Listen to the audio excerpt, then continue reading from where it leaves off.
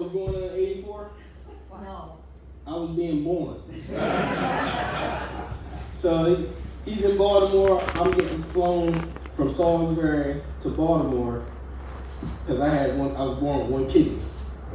So I had to get on a helicopter and get sent over. And I don't know if that has anything to do with my fear of heights. I can't stand heights. I don't do the water. Other than that, I'm pretty fond of snakes. I don't got too many fears. Those are my only couple of things that I gotta deal with. What is that noise? Listen, I'm black. I'll disappear on y'all ass. I literally was at work last year and we were doing some kind of fire suppression room. I do flooring for a living. So a lot of times when I'm walking in buildings, I'm staring down, looking at people's work, and I'm like, oh, that's messed up, or oh, that's a beautiful job. So a lot of times when I'm out, the kids or my girl would lift my head up. And they're like, oh, Dad, you're doing it again. I recently just graduated, actually. Thank you. I graduated to being the embarrassing dad.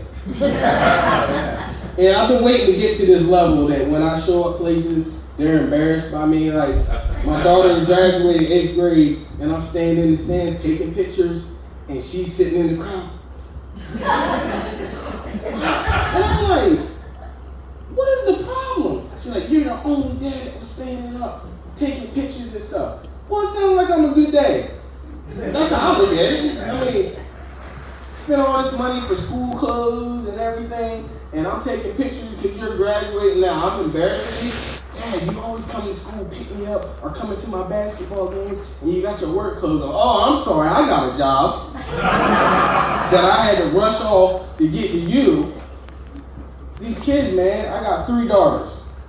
A lot of that has to do with me being a young man running around with women. I had to I'm not gonna say karma because they're a blessing. Women take care of you. Your daughters will take care of you when you get old. You know what I mean? Your sons, good luck. If their girl don't like you, woo, you're done. You're going straight to the nursing home. I'm trying to tell you what I know, man. You better pray that your son get with a girl that likes mom and dad, or she will take him away, and you'll just sit there and whittle away and die. Do y'all know John Wilkes Booth was 30 when he killed Abraham Lincoln? Wow. Yeah, he jumped. They said about 15 to 20 foot from the after he shot him, and I sat there like, 30 years old, maybe. He broke his leg. I'm 42. I'm telling you right now, I'm gonna jump off this stage right here. I tear Achilles right now jumping off of this stage. And where I work with a lot of younger guys. When I first started 8 years ago, I was the youngest guy. Now I'm with younger guys. I got one kid that's like 17, 18 or whatever, working for the summer. And I come around the corner the other day and he's in there doing the moonwalk. And I'm like, what the hell is going on in here? Like, I'm around young kids all the time. And I mean, it kind of helps me out though, because I don't like to let them outdo me. They're like, hey, let me get that for you. I'm like, I'm not that old yet. Let me get that for you. But you can go ahead and grab it. You know what I mean? I got no problem with you grabbing it. So sometimes I have my knees hurt because I crawl around on the floor a lot. And once again, my 14-year-old, can you stop limping in public? It's embarrassing. What am I supposed to do? My legs gotta take time to warm up. After I get off that ground, I need at least 2.5 hours for me to start moving back. So y'all know what I'm saying. I'm looking around here. A lot of y'all know what I'm talking about right now. I know y'all do. Don't be shy with me. Whoever had the playlist going earlier, y'all had a good playlist. We had the let Siri or whoever listened to figure out what that song was. Some white guy, I don't know his name, but we had an amazing song that was playing earlier. I will be saving that to the playlist. Y'all made it real intimate in here. Then there's some nice little crowd in here. I see couples in here. Speaking of couples, I was in Boscov's the other day. Minding my business, had my work clothes on, my orange vest and everything. And I'm in there shopping. And this little old white lady looks at me. I'm looking at her, and she's looking at me.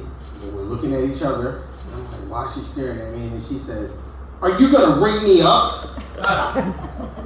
And I look around like, is she talking to me in dirty work pants and an orange vest or whatever? Like, I said, before I could get it out, her husband says, honey, he doesn't work here. And she's like, ha! And she just pushes her car, but he looks at me. You know how men are. We can look at each other and understand what the other one's saying. He's like, I'm sorry, I've been dealing with this. I'm not, it's no problem. And from looking at her, she didn't look like she had much longer. Soon this guy will be free.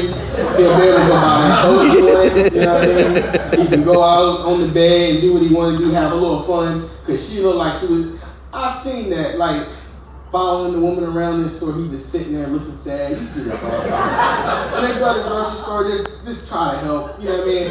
I got better with it. Like, I didn't listen to my girl for a long time.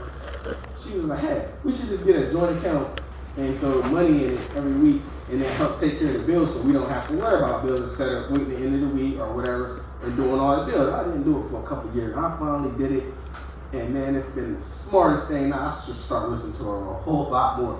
Fellas, listen to your girls. A lot of times, they do be right about shit. We are stubborn, and it is what it is. Like, yeah, she kissed you because she knew I was right. And she was like, God, Creed knew what he was talking about. Like, they're not always right.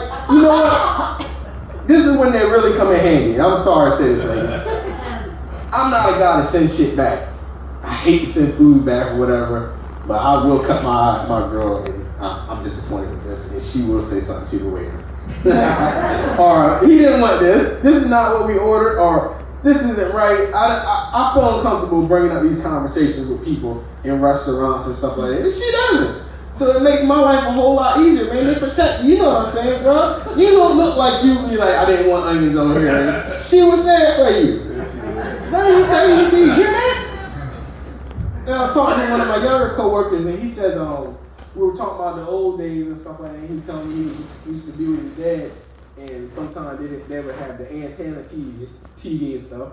And he was like, oh, dude, it was this show I used to like as a kid that I used to watch with my dad.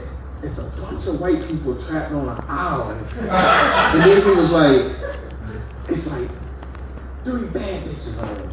And I was like, start scratching my head. I was like, 3? I said 2. Marianne and Ginger. Are you talking about Mrs. I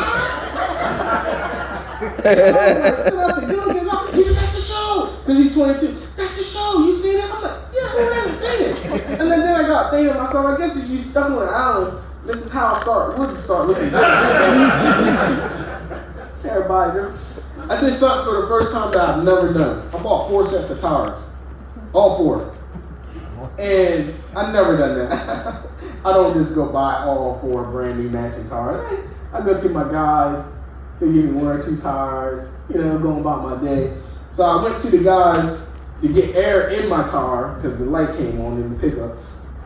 I pull up to the tire shop, and they're Hispanic guys.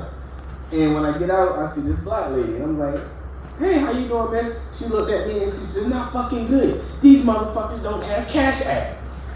And I'm like, I suspect they don't. Cash is king for them, right? Why would they have a Cash App? And she's going off about a Cash App. You knew for you to come and get this spare tire that you need to bring $60. We all know this where I'm from. You don't get mad at them because they don't got a Cash App. It's I don't know. I'm not blaming women. I really don't. I wanted to see this may be touching for some of y'all. I wanted to see Miss Harris win. I'm gonna tell you why. Because she would have been held under a microscope, and she would have did everything like she's supposed to. Because she wouldn't have been able to get away with some of this stuff we're seeing now. Claire, good man. I was afraid a little bit, buddy. I was like, somebody gotta be with me. Dude, there's a lot of law breaking going on, and this is across the board, Democrats and Republicans. I don't got a side. I don't pick Democrats or Republicans. I go off of people's character, and I don't like division. I got a lot of white mixed cousins and white cousins and stuff. Like we're all intermingled now, man. This is a big melting pot. Like, how many of y'all in here have a mixed grandchild or niece or nephew? One. I thought it was gonna be 3. I was like, usually I can pick it out. In my head, I got a couple, like maybe 4 or whatever. But this one, it's all good, man. Like, we're all getting along, man. times are changing. Anybody had any of that salad lately? Everybody thought, vegan, I'm gonna be a vegan. I'm gonna eat healthy. Yeah, go ahead. Gotta eat that green lettuce and kale and shit. Everybody getting these, what is it? What's going on? Everybody's stomachs messing up and they don't want you to eat stuff. Dude, it's an explosive bout. Eating lab-grown meat and lab-grown everything. Y'all seen Solid Green, ain't y'all? Couple people, the guy laughed, you know what I'm talking about. Listen, I don't like Bill Gates. I don't like Elon. I don't got a problem with millionaires. You should be able to make as much money as you can for you and your family. But when you start saying, we're 100 million people, 2 million on Earth, and now you want to give me something to take, I don't want nothing you got, buddy, because I think you're up to something. I don't judge people for getting COVID shots. If you felt like you need it, go get it. If you felt like it's a scam, don't get it. That's your body, your choice. Just like women, your body, your choice. Me as a guy, I have no say on what you do with your body, man. At all. I think it's insane for me to even have a say in what you do with your body. And another thing we need fixed in this country, police. They have a very dangerous job. Trust me, I do not want to pull nobody over in Ocean View, Delaware at 4 in the morning by myself. Cops do have a terrible job, dangerous job. I have several friends that are police officers, white and black, some men, some women. So I have sympathy for what they go through out there and how some of them get a bad rap because some of their partners or people in the department are bad. Me, I'm a nice guy. I'm gonna be honest with you guys. Every time I got pulled over and minding my own business, I got harassed. Every time I was doing something illegal and not getting pulled over or whatever, they're never around. They're never around. When I'm up to no good, they're never around. As soon as I got nothing in the car, I'm just chilling, minding my business. Here they come. I got pulled over one time in West Ocean City when I was 16. I had a room at Francis Scott Key. Me and my friends. We went to Wawa to get a sub, a 4-foot sub. This is when they used to make the big sub. And a pack of cigars because we were going to smoke, y'all call it pot. We were going to smoke some pot that night.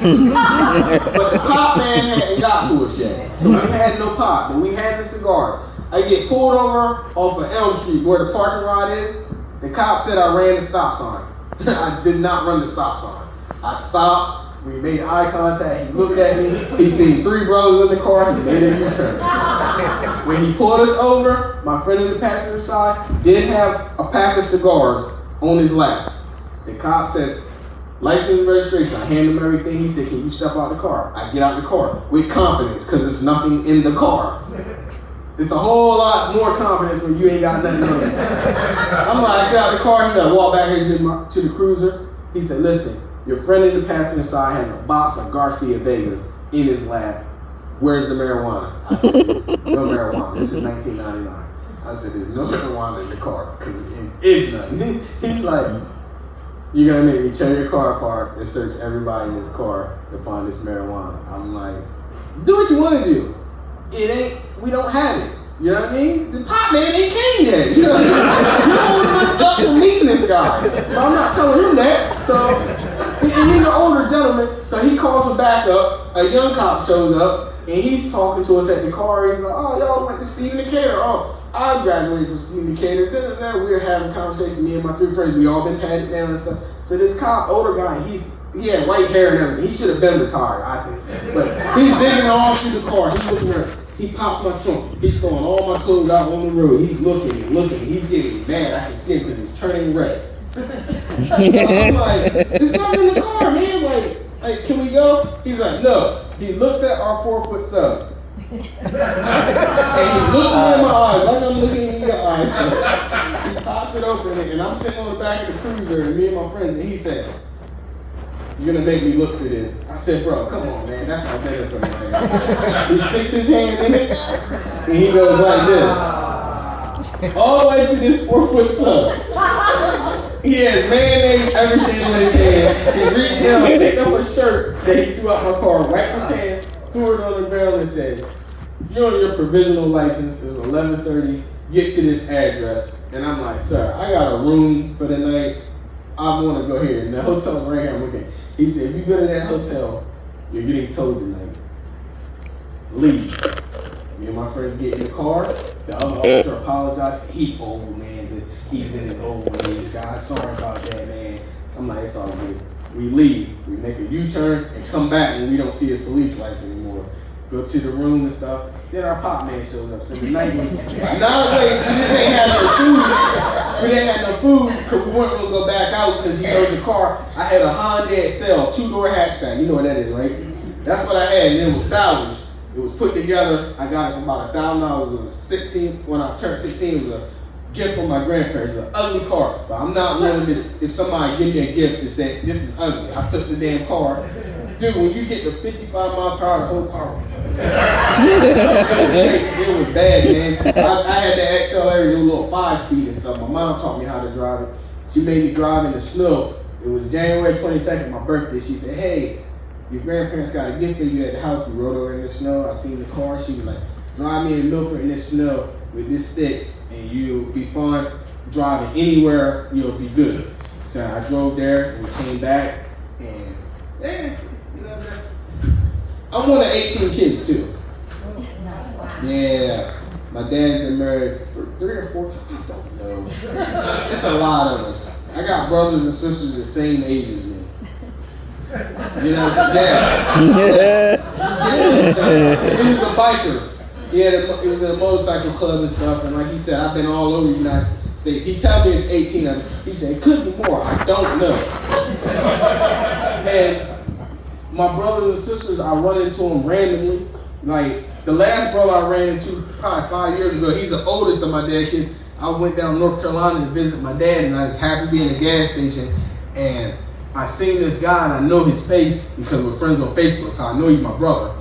And I walk up on him at the gas station. This is way in North Carolina, and I said, "What's up, man?" Like, "This my name." He was like, "Oh, you my brother." I'm like, "Yeah, man. Nice to fucking meet you." And then I leave out the store, and I go back to Maryland.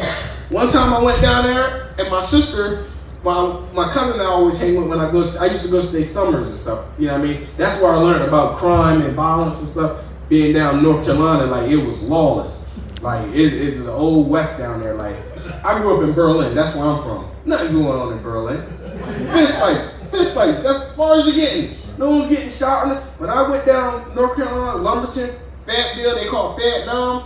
People were getting shot and killed. Like my first time down there, that I remember as a semi-adult, I was like 13. I had a gun pulled on me at Burger King because my brother had on a red bandana. They thought he was in a gang. He liked to stay fashioned up for the women. So he had his red bandana, a Chiefs jersey on. We're in Burger King ordering food. My dad's in the car. 3 or 4 guys come in there, pull a gun, and said, "Are y'all from Elizabeth City?" I'm like, me thinking fast, like, I don't know what the fuck that is. We from Maryland.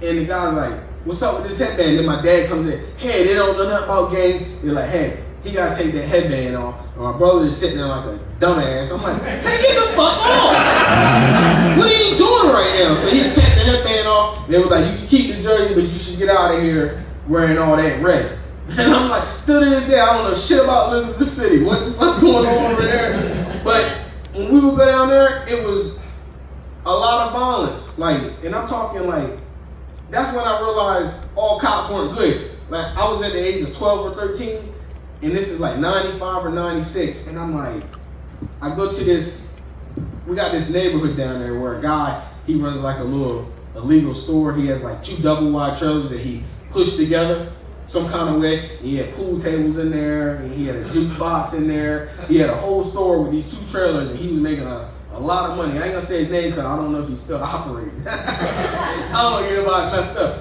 So I'm standing out there. My dad used to be like, "Don't go to this store. Don't go to this store." It's the only store walkable for miles without going into town. It's not technically a store, but it is. He got chips in there. He got popsicles. It's hot as hell down North Carolina in the summertime. So I want to go to this store. So we would go in there, and one time I'm in there, they had a drug raid.